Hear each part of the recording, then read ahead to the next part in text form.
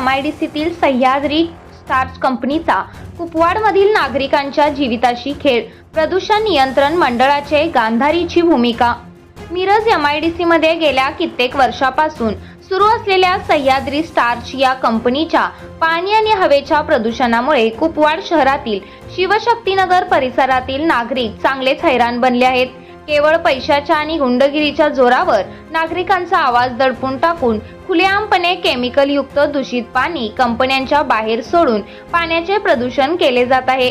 शिवाय या केमिकल पाण्यामुळे शिवशक्तीनगर भागासह परिसरात दुर्गंधी प्रचंड साम्राज्य पसरले आहे।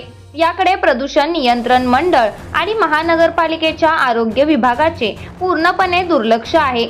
शिवाय महानगरपालिकेत निवडून गेलेल्या काही कारभाऱ्यांचा आवाज पाकिटाच्या वजनाखाली दबला गेला आहे।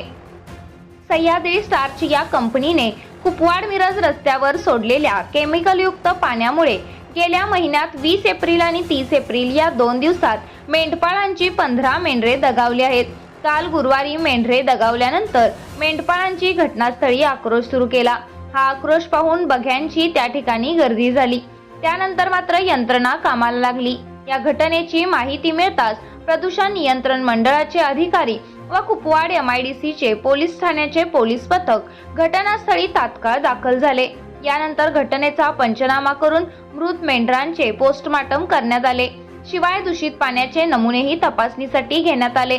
दरम्यान गोरगरीब मेंढपाळांचे लाखो रुपयांचे नुकसान झाले असून त्यांना तात्काळ नुकसान भरपाई मिळावी अशी नागरिकांची मागणी केली आहे। सांगली बुलेटिनचे संपादक बाळासाहेब मलमे, सांगली।